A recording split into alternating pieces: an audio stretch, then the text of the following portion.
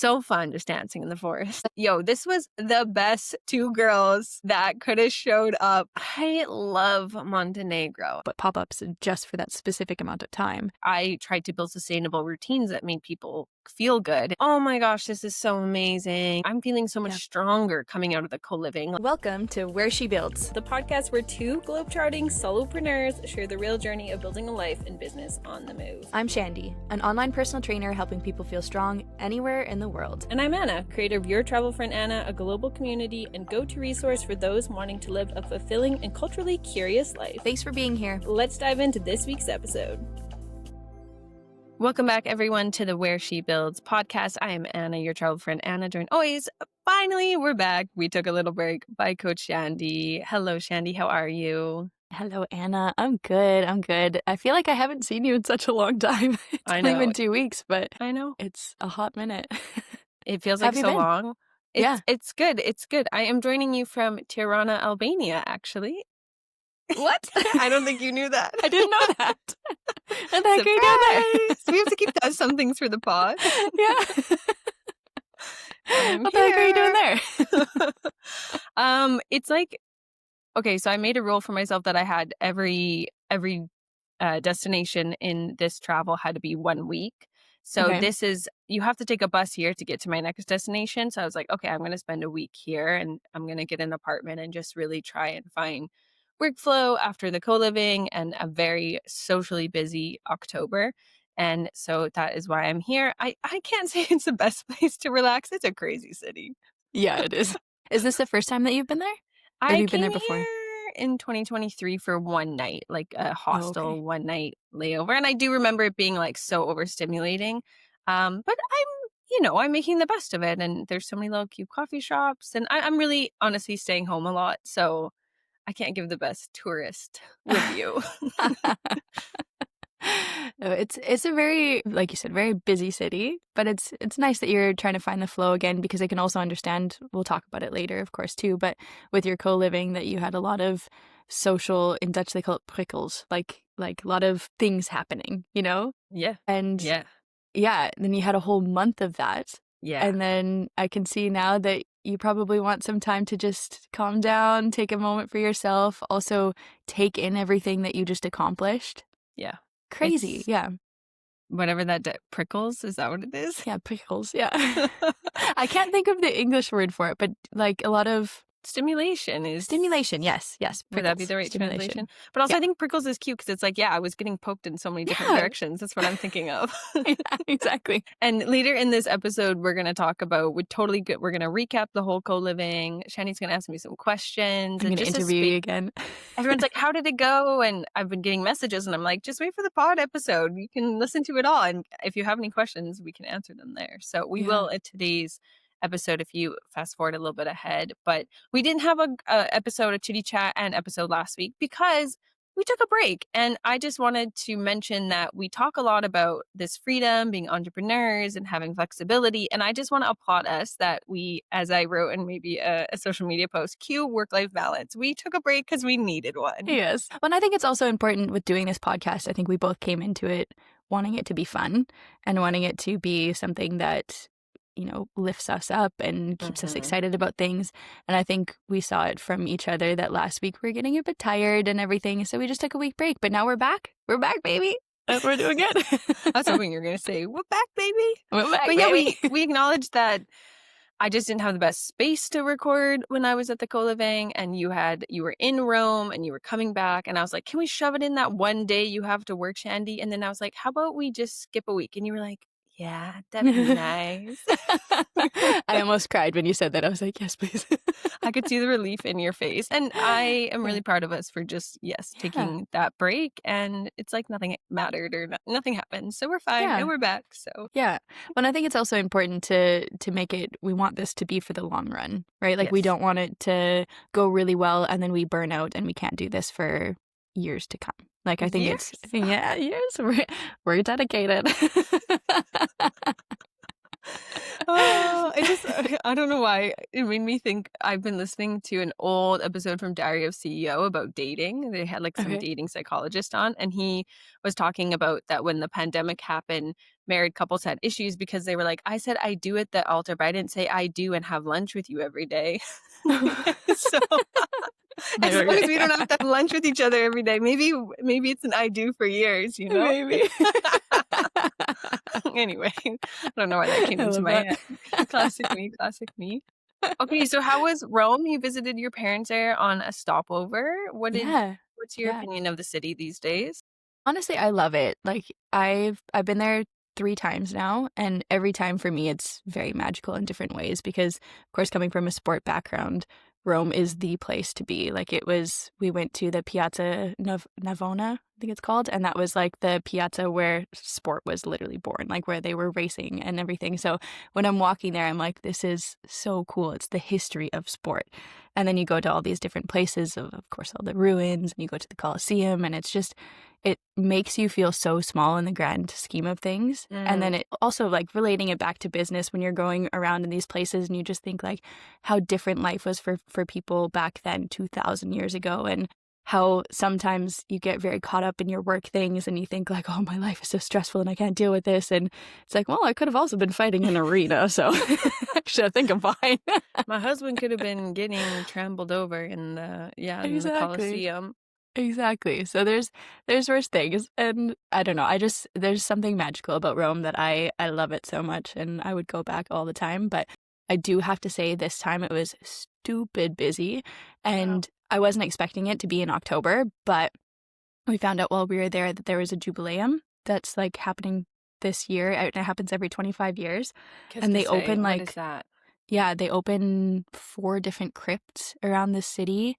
And it's open for 1 year. Wait, and what's a then crypt? I think it's like a big okay, I'm gonna sound really stupid. Well, I asked the question. I'm the stupid. I think it's like just like a big place where people are buried. So Okay, not that's in the what ground, but yeah. like the not tombstones. They have them in France. Kind of like the catacombs. What are they the called? catacombs Catacombs. a little bit different. Catacombs are more down, like they're underground. Okay. Crypts can also be on like they're just those big things. Like they're big, they can be marble or whatever, and people can be put in there in their coffins. This was a or big things like deal. that. It's a huge deal, and it happens once every 25 years. Wow. And so there for 1 whole year everything is open, and so there's of course a lot of tourism coming in, and I might have just butchered that whole story completely, but I think that it was the purpose of it. Go ask Google after. Exactly. But I think that was why it was so busy, and got to the point where I was getting too many prickles. Too many stimulation with so many people walking by, and it was raining one day, and of course people with their umbrellas. That's one of my pet peeves. People don't know how to walk with umbrellas, and that just drives me crazy. It's like when you're in a big group of people, you lift your umbrella up so you don't smash somebody in the eye, but the etiquette there is just not there. Yeah, this is why I always choose a rain jacket over an umbrella, because you have your own body control then, and you don't have to worry about keeping your friend dry. You just keep yourself dry, and you don't have to worry about hitting some random neighbor on the street too. So exactly, especially when there's hundreds of people or even thousands of people in the streets, and there's got umbrellas everywhere. Like there's not enough space for it. And it's just, you're going to get a thing to the eye. And I'm terrified of that. So I hate it. I'm curious how your parents liked Montenegro because they had a stopover. Did they express anything about it? Yeah, actually, I think they said, because they stopped in Bar, I believe, and they said that was one of their favorite places. They liked Dubrovnik the most in Croatia, but they said Montenegro was very cool. And they said it was really cool just to see all of the different cultures because they had such a quick, like every day was in a new country almost. And so they were able to see so many things in such a little amount of time. And I think they really enjoyed it, and they're already talking like, oh, when can we go back? And I think the idea of the cruise is really great because then you find places that you like that maybe you want to return to later. And then maybe you find places that you don't like so much that you can just check off your list and say that you've seen them. But I think they would for sure go back to Montenegro and Croatia again if they had the chance. They loved it. Yeah, I think cruises are misunderstood because you sleep in the same bed every night, which is really nice. So there's you don't have to bed hop, and you get to really just explore. But what were you going to say? I was just going to say it was so funny, and I don't know if I brought this up on the last podcast or not, but I remember talking to you about this. My parents, I have them on Find My Friends, and then I have you on Find My Friends, of course, too. And you guys were literally like 50 kilometers away from each other. And I was like, that's so cute. You did mention that, and it's so crazy how small the world is. Yeah. And just, we're just hopping together. I did also DM your mom. I was going to Did you? message you, but I DM'd your mom, but she probably won't see it. So can you ask her to check her Yes. requests? Because my parents are interested in, I think, a very similar route. And so I wanted Amazing. to know what boat and what their destinations were. So I'm going to eliminate you as a messenger and ask her mom to check her DMs. I'll let her know. We're doing and then maybe I'll just connect her moms to talk. Yeah. They could Exactly. talk cruise stuff. That'd be so cute. I know. I'm trying to get them out here in the spring, so cross our I fingers. would love that. It Yeah. only took coming to Amazing. Montenegro 4 times for them to be like, maybe we do a stopover. It might be pretty. Yeah, it is pretty. beautiful. It is beautiful. Also, with all the group workouts that we did together, we'll talk about this later too, but your view was gorgeous. Yeah. Wow. I miss it. So pretty. I miss it already. It's just, I know I've said this before, but there's something, I'm not a sea person or a water person, and I'm not the best swimmer, I'm not a boater, I'm not a fisher, but there's something so easing to the system, the nervous system, when you can look out and you just don't see buildings and people, and it just, I can be in the busiest city, but if I have a sea to look out to, it's just like, oh, I'm fine, I've got space. I feel like some places just, when they don't have any parks or anywhere to just breathe, it's a bit suffocating. So yeah. I wonder if that the is seaside. coming from Canada because we're more out in the open, things are more spread out and everything. Because I do have that here sometimes too. I love the Netherlands. I love the city. I love the vibe of the city. But then there's sometimes where, again, I'm going to bring it back again, the prickles. Then I'm like, ugh. I need to have wide open spaces, nothing around me. The sea, also the sound of it is just so relaxing and calming and so nice. Yeah. Luckily yours is close enough that if you are feeling too many prickles, I guess the word of the day, that you can, bike or drive to the sea and have it. But I can see that in where you live because I've been there. And you've been here, yeah. It can just maybe feel a little claustrophobic because it's also just smaller living than what we grew up with. And so, you're retraining your brain if you've lived with larger homes and more space and more land. And we grew up in the prairies where you can't see anything for kilometers, which is not pretty, but it is what it is. Honestly, though, a little nighttime drive when it's halfway through summer and the canola is out, and then it's just very, very yellow for miles and miles and miles, and then you have the bright blue prairie skies. That is, I think, my favorite thing. Yeah. I do miss it. It is that view that you want to show an international friend because it is just something that's so beautiful, so beautiful. Just tugs at the heartstrings a little bit. Yes. Okay, so also in mentioning prickles, I expected, which I was planning Tirana to be the space that this would happen, is I got sick at the end of the co-living. No. Week 3 was so jam-packed in the most beautiful way. And then it was Monday and Tuesday, boom, it hit me. And I was like, oh, this is not the best. So kind of powered through. I feel like I'm recovering. If I sound a little bit nasally, it's because there's still this lingering congestion, but perfect timing of not doing the podcast as well, because I would have sounded like a dying frog. So here we are. But you sound great now. Well, thank you. But it's I knew I would burn out. I was putting it in the schedule. It just maybe happened a little sooner. And there's reasons why I think I could have prevented it a bit better or delayed it perhaps. But again, we're going to talk about it in a few minutes. Yeah. But how's it going right now? Because your parents have joined you. So how's that working from home situation, Shandy?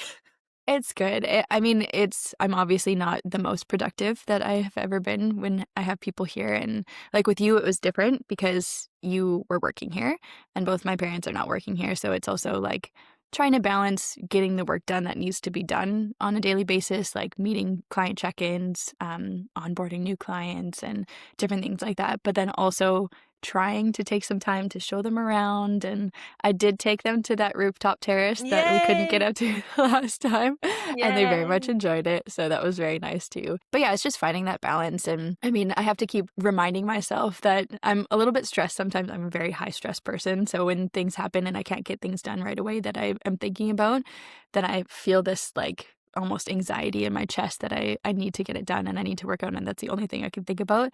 So now I just take something you're going to hate this, but I'm going to take a little notepad and I just write something down and then that's for me for later. And then that's kind of a to-do list for later and I kind of prioritize it a little bit. But yeah, it's been really good to have them here and it's just finding that balance of work life and having people here, and it's going to be fine. Like, they're only here for 2.5 weeks, and I also have to keep reminding myself that I want to make as many memories as possible with them, and the work can come later at some points. Like, of course, there's work that has to be done days, like, kind of thing, but the work further can be done later, and that's something that I want to keep reminding myself, because otherwise, what's the point of me doing these things? Yeah, I think also just you're in maintenance mode right now, so you're just maintaining what clients need to be had, but you're not perhaps like the stuff you're working on your website that's going to be coming after your parents leave, and those like that's okay, those future pushing projects. I really feel the same way. The co-living, I was like in maintenance mode, and now that I just have a little bit of more space to breathe, I'm like, oh, I can look. I published a blog post that has not happened in a long. I know, right? This blog post though,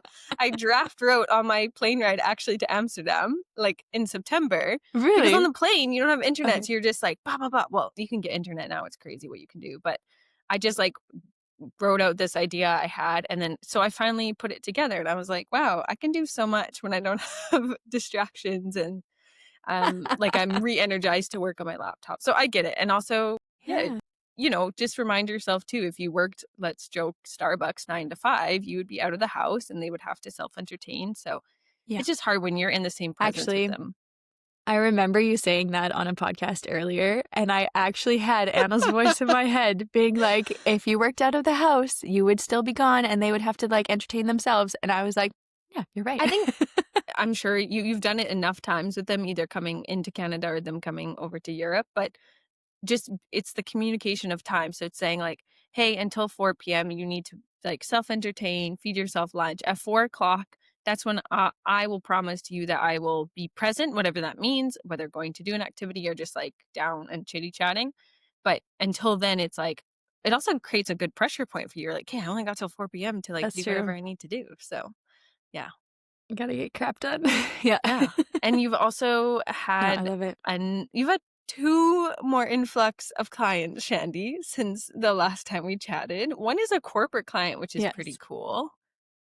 Yeah. I'm really looking forward to that one. So it's 5 employees of a company, and I'm gonna make programs for them, and it's gonna be like an 8-week check-in program, or 2-month program check-in. So similar to the 6-week one, but just a little bit longer to give them time to do things. And it's gonna be more gym programs, and same thing, initial assessments, creating the programs that are tailored to them, and then check-in points, things like that. So I'm excited for it. I think it's gonna be a fun challenge to have a whole company that I'm going with. So that's super exciting. But yeah, lots of changes, lots of new things. So it's a good opportunity to also check into what I'm doing currently and revamping things if need be, and then also seeing if I can become more efficient with things. And so it's a good challenge. I'm really looking forward to it. You're just doing everything. You've got your standard programs. I made you do this remote group workout, which has been so fun. Also, the girls are so strong from your program that they were I just have to put a shout out, and one of them wrote to you that she had to carry her bags up the fifth flight of stairs,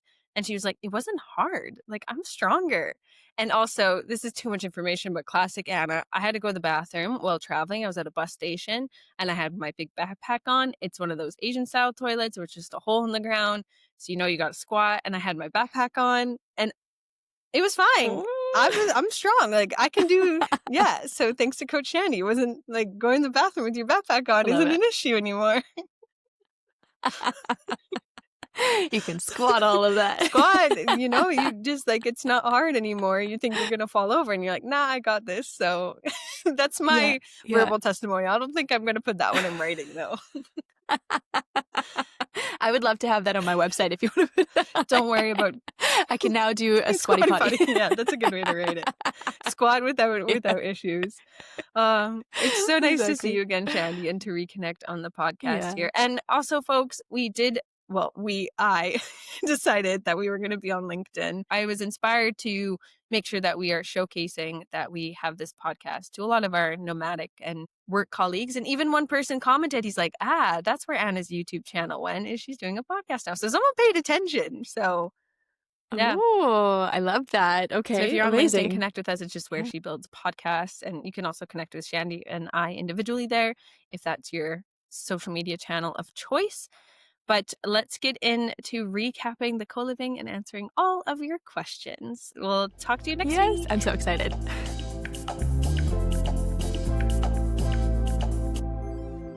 This episode is one I've been looking forward to recording for a hot minute. Anna just wrapped up her first ever 30-day pop-up co-living in Montenegro, which was a solo project that she built all on her own. She's going to share with us the behind the scenes of what it really took to turn an idea into reality, the highs, the lows, the creeping doubts, the lessons, and the feeling of success after it all came together. And okay, Anna, I have so many questions for you, but the first one that I really want to talk about is what made you say yes to doing this on your own in the first place? This episode, I'll answer the question, but this episode has been nerve-wracking because it's really going to make me reflect on everything that's happened in the lead up to the actual event taking place. But that's such a good question. What did make me say yes? And I'd like someone to answer that for myself. But if I did have to answer it myself, I acknowledged that when I was traveling and attending some Nomad conferences or other previous co-livings, that I found the small logistical pieces of these gatherings weren't as tightly organized or as efficient as I felt like they could be. And I knew that I had organizational skills and the ability to take care of the details and really thinking about how I'm maximizing someone's time, space, and money in a location. So this was important to me that if I'm going to gather a group of people together, that I can do it in a way that feels really organized and just a fun time. Like it was like, hey, if I was to build the ultimate dream trip, what would I want it to look like? And this is why I said yes. I think that's so cool. And I think it's so cool that you literally just had an idea and then you made it into something that was a month-long co-living that had so many different aspects to it, which we'll get into later. But like, honestly, hats off to you. Big pat on the back. You're amazing. Buddy. That is so cool. I hope you're so Thanks. proud of yourself. I love that so much. I'm getting there. To be honest, I'm like still in recovery. Fair. It's happened and yeah, that I did a thing because I felt like there was lots of people involved in the sense of just support and community. Yeah. But deep down, I was the driving force You were the behind one. it all. So yeah, you're the one that made that. it work. If you weren't there, then none of this would have happened. You would have never met the people that came there. You would have never put the whole thing together. You would have never had the experiences that you just had in the last month. They would have never had the experiences they had in the last month. You changed so many people's lives because of the thing that you just did. Okay. It is true. It's true, though, because if you think about it, like, have you gone, like, how many co-livings have you gone to before or how many co-working spaces and you've had such a good experience there? Yeah, a lot, like probably nearing 10 or a dozen.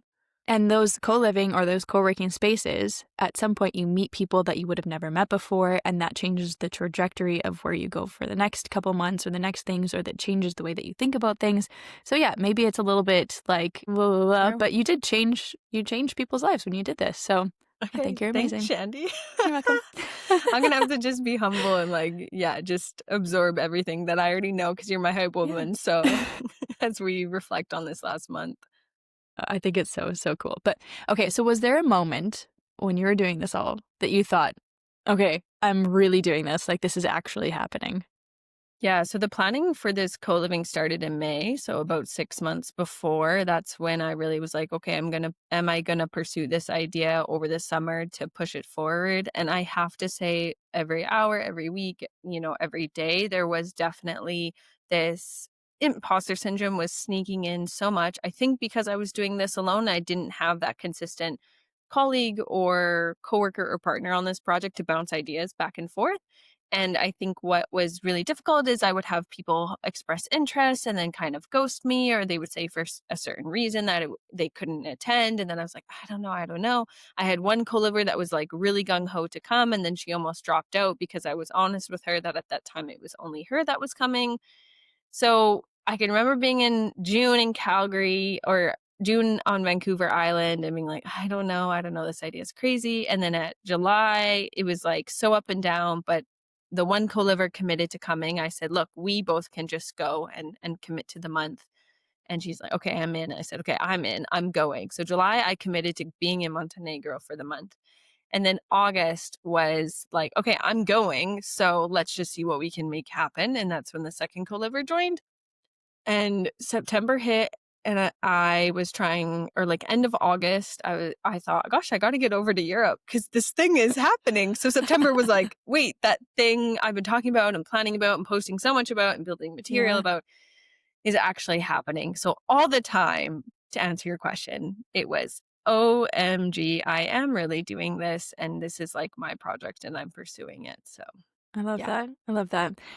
That just made me think of, I was watching a video about behavioral change the other day, and it was saying that like when your body has that feeling of like, oh, I need to procrastinate now, or I need to put things off because things are happening too much and I've become like there's too much change going on. That's the point where you need to push yourself, because that's when you become someone new. That's when you become the person that you want to be.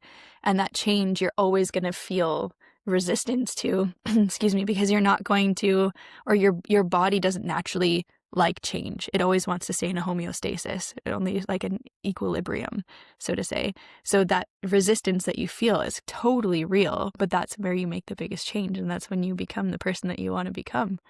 And you did it. You pushed through. Yeah. We did the thing. Yeah. We committed to it. I don't know if we'll get into it, but I don't know if it was the right choice financially, but Okay, with 2 co-livers, but yes. That's my next question. So what kind of leap was it? Because of course there's a lot of different directions. Was it more financial? Was it a creative leap? Was it an emotional leap? Like, how would you say it was? I think it was all 3. So creative for sure, because it was, again, pushing those logistical organizational skills, using community managing skills, using traveler skills, all these kind of components together, really putting together what this program was going to be for a month and how many activities we were going to do, what kind of activities, how much were we going to push the engagement of the co-livers together, and how much was going to be like go with the flow. So type A or type B sort of, or, type 1, type 2 fun as well. Emotionally, it touched on this because as a solo traveler, I always want to be around people, not in let me rephrase that. I don't always want to be around people, but I want to have access to people Yes. in a social setting. And so this is like one of the main factors of why co-livings exist and pop-up co-livings are starting to come up more, because we want this freedom to have access to friends for that month and have that social interaction and do things together and create memories together. And so Yeah, this was important for my personal journey. absolutely. Financially, it was a leap because my goal, to speak openly, was that when planning the budget of this, my personal expenses would be covered. And this is the same, I think, if you were to have a community manager in a lot of these companies like Wi-Fi Tribe, Remote Work, Nomadico. A lot of the time, the host or community manager, their expenses are taken care of, or at least the accommodations. And so that was my goal, was that I could at least, and in future, this is like big dreaming, if I ever had support, that we can cover their expenses. That didn't end up happening because of how small the group was. So I was basically paying for myself to come to the co-living, which was fine. It just was maybe a different setup than I would normally travel for the month in Montenegro, budget wise. But the reason why we did it this way is because of the setup and like how we could interact with one another. And I paid for some advertisements and like Instagram reels, and I paid to have my pop-up co-living on one of the co-living websites. And so these were small expenses, but made a difference. And I learned a lot in negotiating the apartments as well, which I think in hindsight, there's different ways I would have started the conversation with the apartment host. Okay. Yeah. I mean, there's so many things to it too, right? I'm sure that also when you were planning the co-living, there's not a blueprint that you follow. It's like, okay, I'm going to start a co-living. What do you start off with? So, and it was just you, like you were the person that was putting all of these different places together. And luckily, well, I'm not going to say luckily, because you put in a lot of work into this in your life to be a good planner and to be able to bring things together and to organize such great events. So maybe that's also partly why this was so successful, of course, because you have that experience. But what would you say was the hardest part of doing this without a team, like doing it on your own? Yeah, I think again, it's just that self-doubt moment. So I've spoken about this too, that is something I'm trying to work on in generally in professional settings and in work settings, just to work on my confidence that like my idea is 100% worth your money, worth the sales. I'm not the strongest in sales. I'm not the strongest to convince you. I enjoy living an authentic and honest life. So I'm not going to say it's going to be the best month of your life, because I don't feel like I can guarantee that. But that's what I need to share in order to entice someone that it could be the best month of their life, right? And so I think that was one of the hardest parts. And not necessarily on the actual during the month. It would have really been awesome to have kind of, I call it like an assistant or just a ninja, or maybe one of the co-livers just knowing that they were kind of like my team member in this to bounce ideas in the moment. But I think the idea of having someone to say like, wait, this is what the apartment negotiations are looking like. What do you think? Should I be pushing harder? Should I not? And I don't need necessarily someone to tell me what to do, but I need a second opinion to know to push or not. And um, a lot of friends and family were this for me. So I just need to shout out to everyone who listened to me over and over again about, should I do this idea? Should I not? Should I do it? Should I not? And they're like, I don't know. Like my sister, she's like, I'm a nurse. I don't know what the heck you're doing. What is a pop-up co-living, you know? So also in hindsight, I was planning this co-living while living in Canada, where a lot of my community was not the right type of community to bounce this idea around. So it would have just been really nice to have those brainstem, like what's our ideal market? How are we vocalizing? What's our copyright like in terms of what the experience is like? And after the month, a lot more of these terms or feelings came to be. And now I know how to take what this experience is actually supposed to feel like or intended to feel like in the next one. Yeah. And hindsight is always 20/20, right? Like you can always look back and be like, oh, I should have done this or I should have done that. But in the moment when you were making the decisions, you thought that that was the best decision to make. And that's also something that like the first time is not ever going to be perfect. But then you take that and the next time is going to be even better. And you can evolve into those things too. But I mean, again, you did an amazing job from hearing about how things went and from seeing it, like seeing the connection that you guys had. I think, no, honestly, I'm going to keep hyping you up because I think you are so cool for doing this. Like this is such a big step and it takes a lot of balls to be able to put together a co-living for a whole month. Big ball energy here, baby. Yeah. You know, and I didn't think of it as such. I guess because I was working solo, when you don't have that constant like, wow, we're doing a big thing, or like, yeah, let's try and reach this market, let's try and engage these people. You know, when you just are, it's just me and my laptop and my thoughts. Again, I'm having these moments of small interactions and micro conversations, but I'm not having that bigger thinking and that bigger reaching. And when someone signs up, it's like I come downstairs. I remember someone signed up and I came downstairs. I was at my aunt's house. I was like, yeah, someone signed up for my trip, and they were like, yay, good job. Boom. That's where the end of the excitement is, because they're not in it with me. You know, they're like, good job, honey. It's like, you know, you finished your homework. Yeah. What's the difference? Yeah, it's not their space to be excited about and overjoyed. And of course, they're my community and my support system. But yeah, just to it's the different hype when isn't there. Yeah. Yeah, and when they don't understand what it is, that's also a big thing too, right? Like it's like, oh, you could have, I don't know, somebody signed up for your newsletter, great job, which is also super great. But then somebody signing up for your newsletter and somebody signing up for your co-living, two very different things. Yes. Like huge things to celebrate. I think it's great to also think that you should celebrate all those things too, because that's what makes a business great. And again, I'm gonna hype you up. You're great. Okay, we can start with the hyping up. Just thank you. I get it. Okay, so another big question for you that I feel like is something that we always circle back to, a little bit about the self-confidence, a little bit about that doubt. How did you keep believing in the idea, in the thing that you were building when things got too overwhelming? One motivating factor was the idea that you have to invest a little.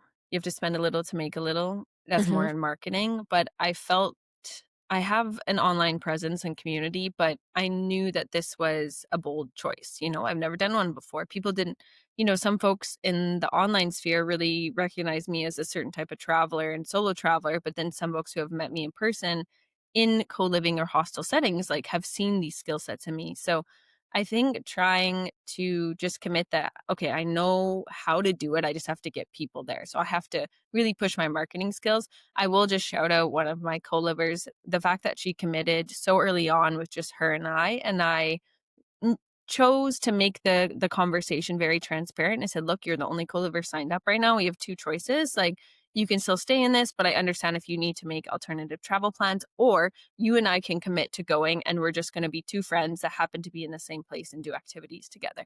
And she's like, okay, I'm down for that. That gave me so much solidification. Is that a word? Like, it really gave me the motivation to keep going, because I was like, hey, one is coming. Anyone else who comes as a bonus is only going to enhance the trip. But I think personally committing my travel plans to being there was, I'm going to be there anyway, so we might as well push to try and have more folks come and to experience more adventures together and show Montenegro off and all the spaces that have really brought me joy. So that was like probably the only thing, was like her committing. And then some people were like, yeah, I think you'd be great at, little friends and, again, acquaintances would be like, hey, you're such an organized person. You're going to do great with this. And you're like, okay, am I? Like, really? Like, can you It's tell always me everything? Yeah, it's always that voice in the back of your head. And again, like, I don't know what it is, but you hear business-wise, especially women, that we tend to really struggle with that voice in the back of your head. Like, am I good enough? Am I the one that should be doing this? Or is there somebody that's better, more capable, more fill in X, Y, and Z?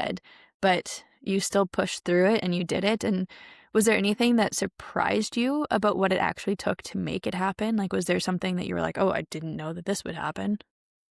Yeah, I think timing is a very interesting thing in the nomadic space and full travelers who are more full time.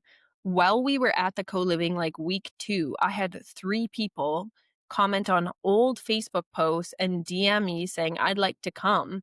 And Whoa. it was weird. We were in Whoa. the co-living, but perhaps also people didn't understand what a pop-up co-living was, that these dates were set. Hey friends, hope you're enjoying the episode so far. I just wanted to take a quick pause here and ask you to think about your health and wellness. Do you feel strong in your everyday life? Do you feel confident? Do you feel capable? If you're not an immediate yes, then go to my website, www.coachshandy.com, to learn more about how we can work one-on-one together. And now let's get back to the episode. And I reached out to them and I said, look, like, to be honest, we're currently in it, but you can come for the last 2 weeks. And then they were like, oh, no, this wasn't, someone said, this isn't what I'm looking for. And I would try and ask, like, what are you looking for? What piece of it is, like, not resonating with you? I think it's very hard. I'm sure anyone who has sold a product or a service or an event, when someone says, no, I'm not interested, you're like, why? Like, just tell me the answer of, like, why? What could I change? What is it that's not resonating with you? And I think this was very difficult for me. So when someone would say it's too expensive, it was like, hey, that's a variable that I didn't have control of because of the apartments, but did have control of in the future, of like, okay, whatever price range I set is too much for people based on location and time, for example. Right. But when Right. people are like, oh, I don't know, it's just like not in my wheel, like, nah. And you're like, nah, why? Like, this is something. Yeah. And But then not getting people to convert, to have a conversation, to, yes. like, obviously be able to explain myself a bit better, because I'm the best when I can talk, I think. Yeah. But then the conversion is the hardest part too, right? Yes. And that's where we were talking about it in a previous episode too, that those seeds, you have to plant those seeds. And whether it just be like a small conversation, maybe it's asking the people that reached out saying, like, why aren't you wanting to come, or things like that. And obviously in different, better wording, but then like asking those questions, figuring that out. And then maybe a month down the road, say like, hey, I know that you were interested in this thing prior. What about in the future? Like, is that something that you're looking forward to? Blah, blah, blah. Yeah. Then they kind of like, you have them in your atmosphere environment then. And then they can come back and you just like plant those seeds, slowly come back. And that's something that will in the future pay off for sure. But again, we talked about that too, is that it takes time in order to do that. And sometimes we don't have the time for it, especially with the pop-up co-living. You only had 1 month start and end date. And then Yes. pop-up co-livings are also very, sometimes, let's say like co-livings are great because then you can choose whenever you want to go, but pop-ups are just for that specific amount of time.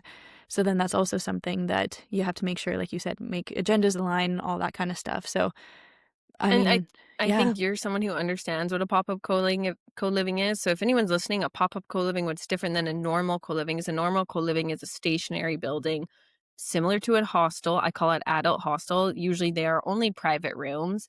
they're private rooms with common spaces and clear working spaces, whether that be a desk in the room or an additional co-working space or room. And you can come anytime. Like sometimes there's set dates, but in the most part, you can come anytime. Whereas a pop-up co-living is set dates and it's meant to be remote workers or project pursuers that are in a certain location for a certain set period of time. And we're using local hosts and apartments to provide housing and to provide, or we're using an external co-working space to make that happen. So that's, I think, the difference too, because I was open to people coming for 2 weeks, 1 week, but it had to fall within those 4-week period as well. Yeah, of course. It's just more negotiation with apartments and co-working and too much on Yeah. my own. Yeah. Yeah.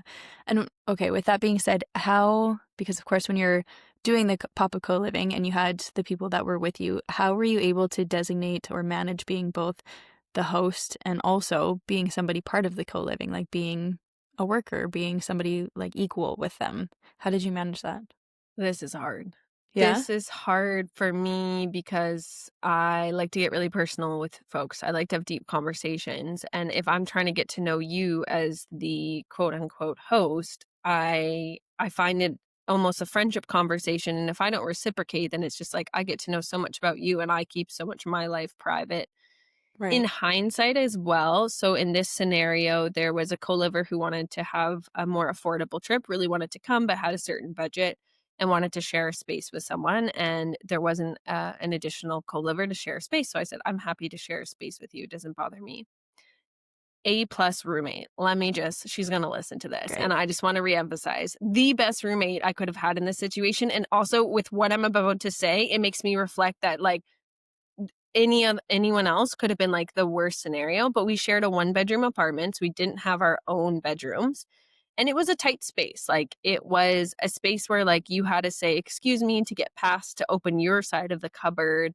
You couldn't, like the doors swung in weird ways. It was a great apartment, but for 2 people in hindsight, I think it was too squishy. And for myself, I think I need my own space.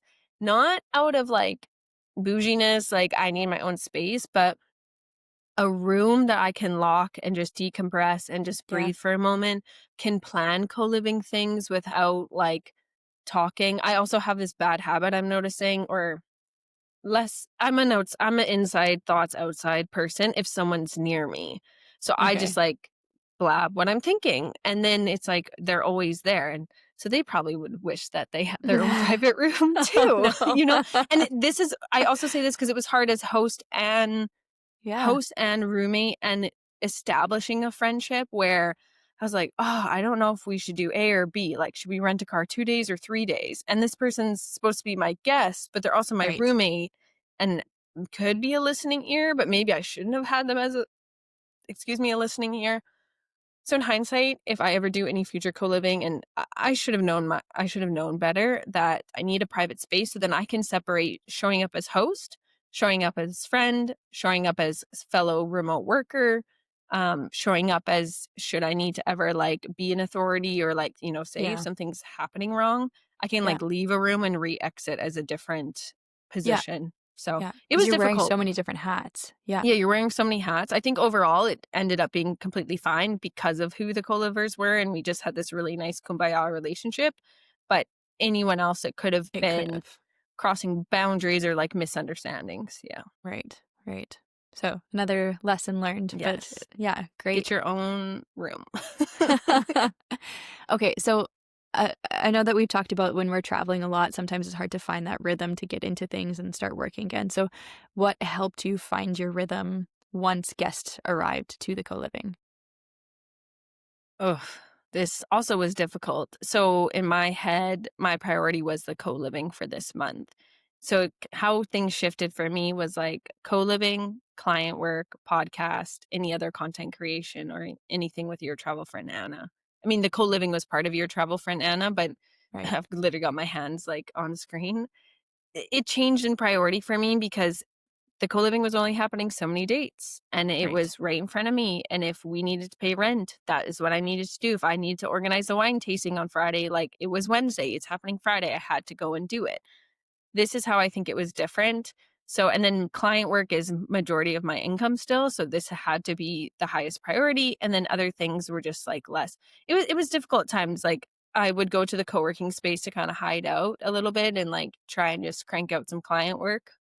But I think in hindsight too, if I had this private room, I definitely could have like stepped away for 2 hours, really did what I need to do, write my newsletter, etc., and then come back to this communal space. So at times I feel a little bit behind in exiting the co-living. I feel behind in some of my work, but that's because I had a part-time job for October that I wasn't used to having. Yeah. And like you said earlier in the episode too, you were more in maintenance.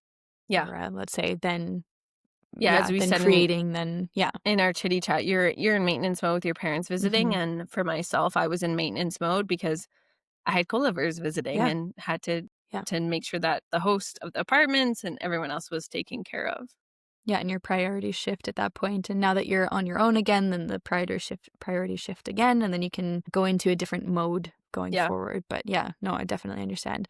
Was there a moment at all during the co-living that you thought like, yeah, I got this. I'm a badass. I can do this. It wasn't necessarily like I can do this, but it was like inside I had this like little smile because I was like, wait, it's good. Yeah. We went to a place called Sveti Stefan, which we nicknamed Sweaty Steven. It's an island of an old hotel and old buildings and stonework, which actually is not even open right now, something with the Montenegro government and such. So yeah, you can't. Sometimes it gets rented for luxury people and celebrities and such, but yeah, it's completely closed off. It's gorgeous though. It's like this island with a walkway.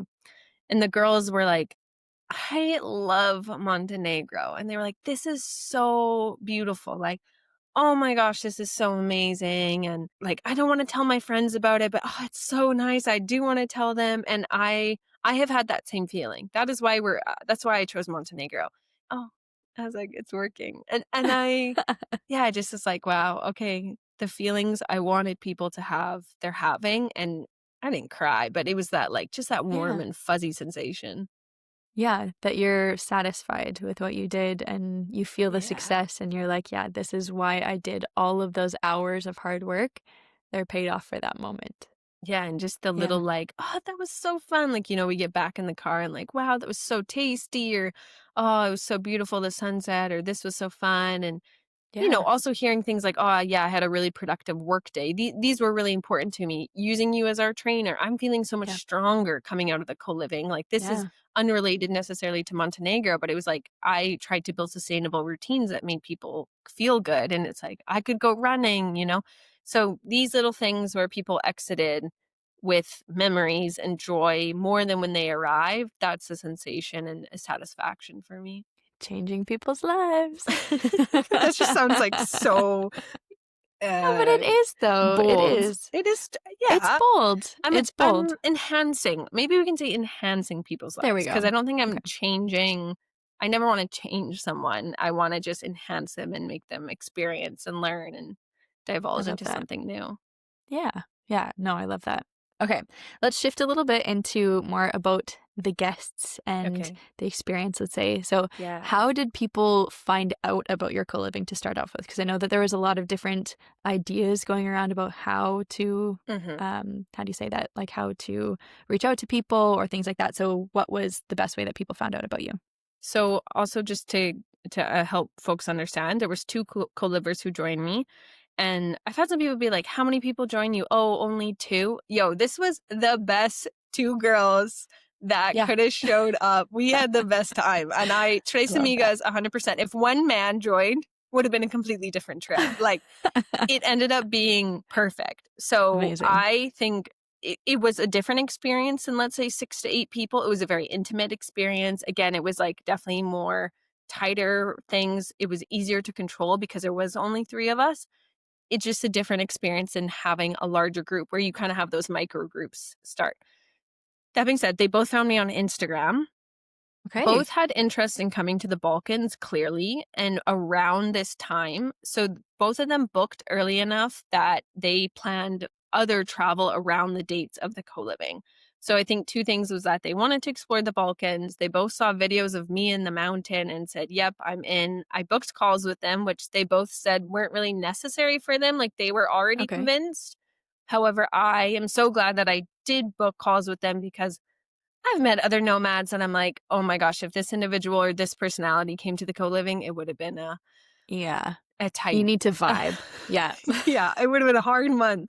So yeah, it would just location and timing worked for them both. And yeah, Instagram is how they found it.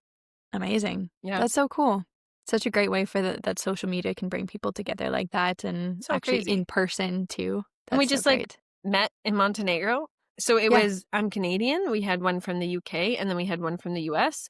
And we just met in Amazing. Montenegro and we left in Montenegro. And like, just craziest thing. Like, we just had the most beautiful connected month. And then sayonara, like, we continue to live our lives separately. I mean, we're connected now, of course. Yeah. But See you next time.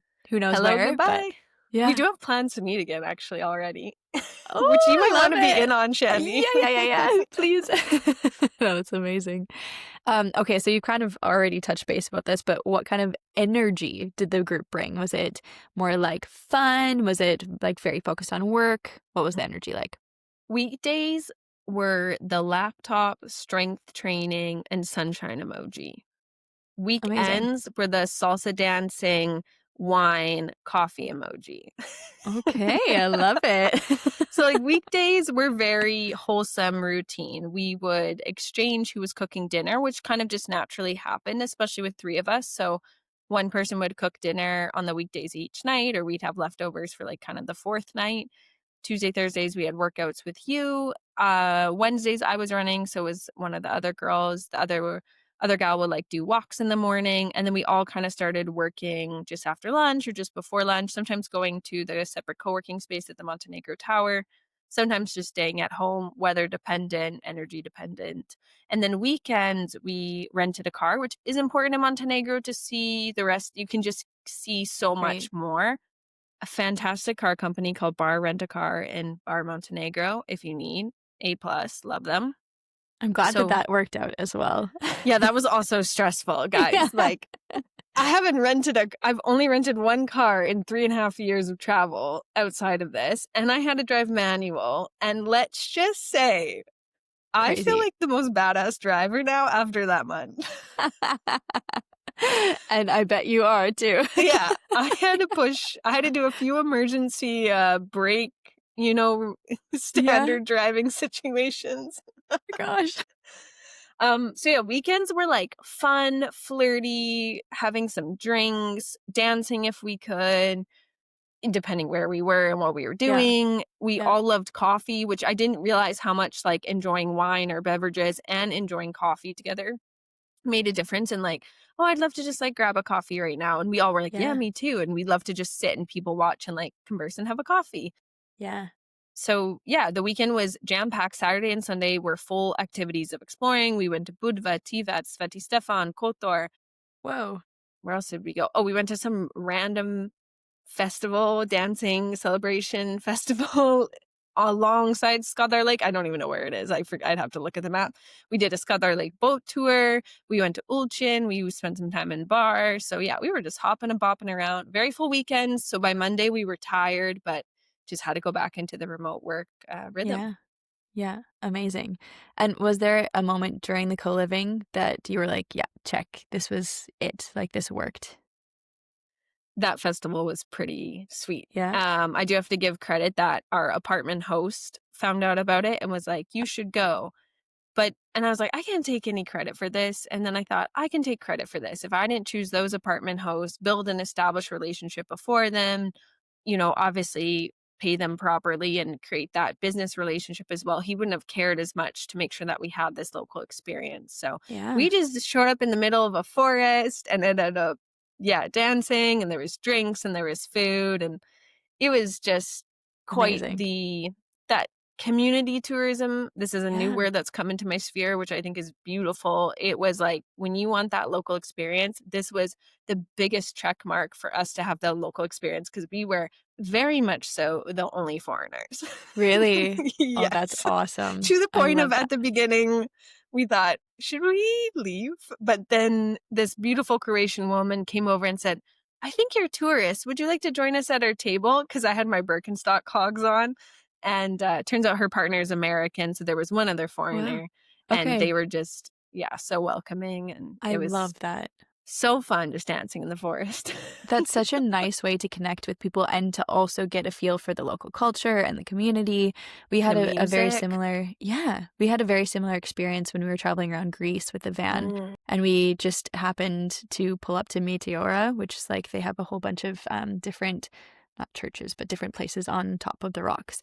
And then there was a town just below, and we just by happenstance came across the truffle festival. Oh, And it wow. was like, okay, so Pat and I were walking around, and then just all like everybody from the community was in this tent. And then you got Wow. free food of truffle, like truffle flavored everything. And you just go and get some food, and you've got like dancing for little kids and also for adults and music. And it's just such a great way to experience the community and see people come together in different ways in different ways that Canadians would come together, for example, and to celebrate truffles. Like that was so crazy. So I love that you also had that similar experience with bringing together a community and having that feeling of, okay, yeah, you know what, this is all worth it.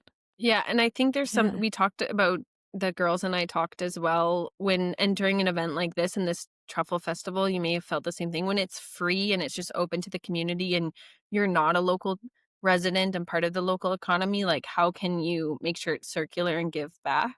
I think in Montenegro you have to pay a tourism tax of €1 a day. So in my head, Okay. this is like this very it's a very long way around to give back, but like I'm more than happy to pay that tourism tax in exchange for these kind of experiences. Of course, it's not a one-on-one, but I think it's like, you even if tipping culture isn't a big thing, if you really enjoyed someone's service to like recognize that you enjoyed their service and yeah, just making sure that you are buying from local restaurants and local hosts and stuff. And it just helps the I again, I'm not an Yeah. economist, but it all goes Keeping things around. in it. Yeah. Yeah, Yeah, keeping it absolutely. inside the community. Yeah, yeah. Okay, I want to shift focus a little bit more into like lessons learned and logistics and things like that. So, what would you say, or what would you wish that someone had told you beforehand before you started everything? I think just go for it. Okay. Like, commit 100%. Also have a hard boundary. In hindsight, if I kept my hard boundary of 4 minimum, the trip would not have happened. So Right. I obviously took a risk to be flexible and again pay my own way. But just know that you're gonna wear so many different hats. Some hats which I haven't worn in a long time, like to be the money exchanger. We had someone who was hosting a wine tasting and to remember that, oh yeah, I can't just leave. I have to be the Yeah. one to thank them, to pay them to exit the event instead of like lately I've just in the last few years it's already been like pre-organized or someone else did that. So just remember that I was like the hand holder between people and I couldn't drink at that festival. I had to be the driver, making sure I was like alert enough so the girls could continue to have wine in the afternoon because I would have to drive home at night. Just these little things that I'm an overthinker about, but making sure that I'm prepared in every scenario. Yeah. Yeah. But that overthinking also comes in handy when you're preparing such a big thing like the co-living. So, Yeah. yeah. Awesome. And how did the location influence the whole vibe of everything, like choosing Montenegro? Montenegro, A+ location, don't Yeah. regret that at all. This specific location was in a town called Dobra Voda. You can look it up, people, if you can spell that. It's just south of Bar in Montenegro. It was wholesome, quiet, off-season. Houses were Amazing. empty. There was 2 cafes to choose from. As I said in the very beginning in this marketing piece, what came out of this month is describing this experience of like a wholesome, routine, sustainable, really, exciting weekend, but like a really consistent weekday. There wasn't places to eat out, so we cooked everything in a good way of like I thought I was eating really well-rounded actually. But yes, for Amazing. some folks that can't cook or need to buy something, wouldn't have been a good choice for them. I think Right. also I would have done 2 weeks earlier in the season just to catch the end of, like, some cafes being open because literally October 1st hit, all the cafes closed, like, I was Really? like, "Oh." Okay. Yeah, I'm not gonna lie, there was a moment I was like, "Oh shit, did I choose the wrong days? Like, is this gonna No. be?" Because it was rainy that day, and I thought, "Oh my gosh, if this is the next month, like, I'm gonna have to give them their money back or something." Because like, and then the Wow. weather ended up getting a lot better and we still were able to go in the sea and such. So yeah, 2 weeks earlier, Amazing. I think would have been good. Dobrovoda is a very quiet town. It's a very tourist town. Again, maybe with like open cafes and more interaction. I don't know if I'd come back there just because of how quiet it is and how far south it is in terms of exploring Montenegro, but I don't regret it. I think it ended up being perfect. I just don't know if it's a place I would repeat because also the memories are so rich there. I don't know if I Yeah. can repeat Yeah. and change them. Absolutely. Is there one thing that you would 100% change for the next time?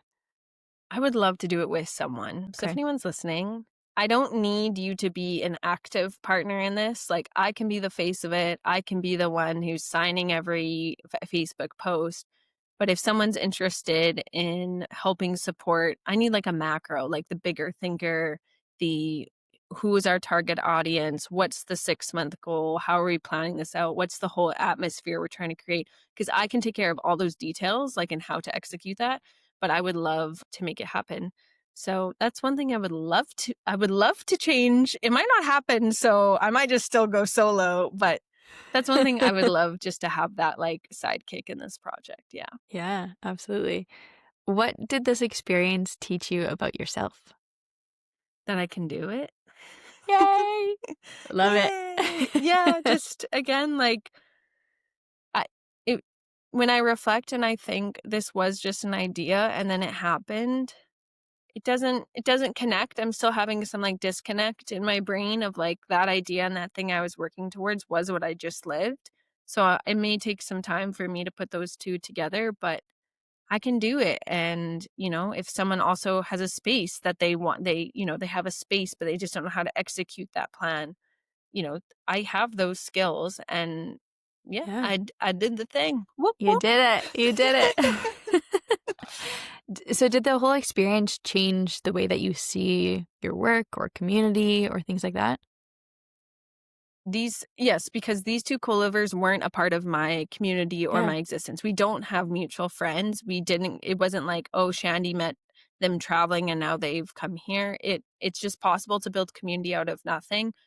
The smallest marketing piece or piece of content or shift can make someone convinced to come.